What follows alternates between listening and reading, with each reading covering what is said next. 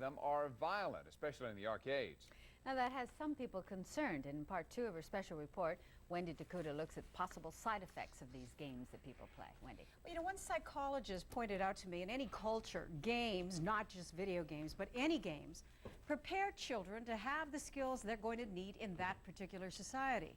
And when it comes to video games that are violent, it does make you think.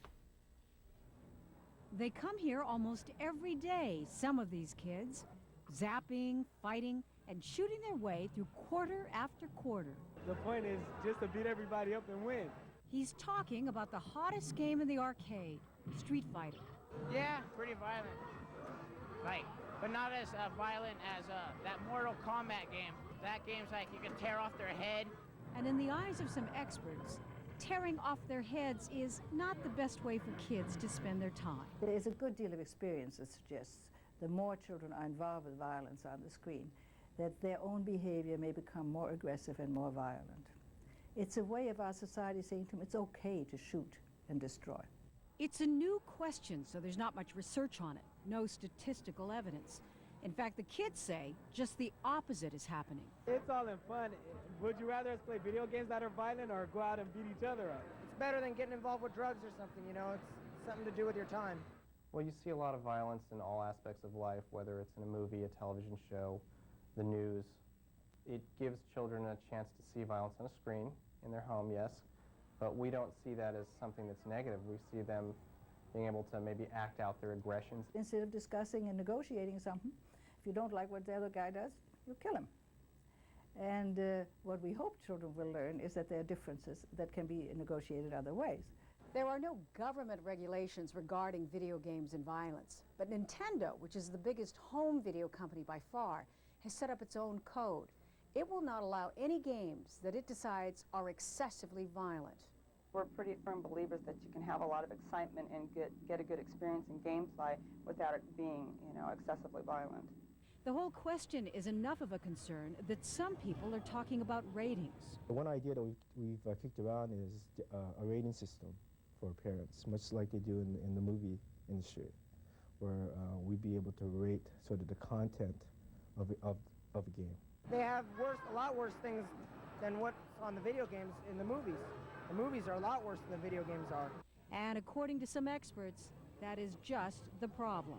There definitely should be a warning label on video games as well as on violent movies and violent television shows even, saying that what you're about to watch or what you're about to play can be hazardous to your mental and physical health. One local group is so concerned they're offering kids merit awards if they give up guns or war toys or violent video games. And if you're interested, you can call the Alliance for Survival. They're in Venice and they are listed.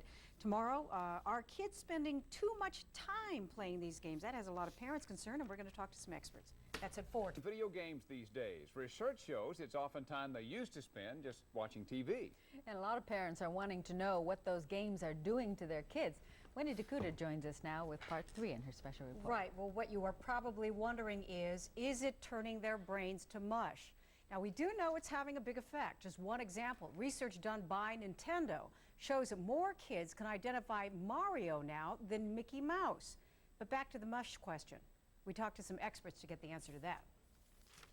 I got more than you. Ouch. If you have kids and a video game machine, you know the look. They get so involved, they do not know what is going on around them. It's the kind of total concentration most parents would like to see them apply to their homework or reading the classics. But for this generation, this is where it happens. What I don't necessarily like is that sometimes they spend so many hours doing it, I want them to go on to something else. There's other things in life instead of Nintendo. It's very isolating, and it's different from some other experiences which are solitary, like reading, where you have to contribute a lot. I mean, your fantasy and all that. Here, it's all there for you. All you have to do is push buttons. So what are video games doing to this next generation of kids? Well, a researcher here at UCLA says that they are learning something very important from video games, and it's not just hand-eye coordination. In every society, the games show what that society needs to prepare its children for. And video games are the games in our society that prepare children to have the skills they'll need for dealing with this technological world. Specifically, Patricia Greenfield's research shows that video games teach very complex computer skills that will help the kids later on. Peggy Hildreth has seen the upside as well as a down. Her children both have an attention deficiency disorder. The games have helped them. Is a positive in that they're learning concentration.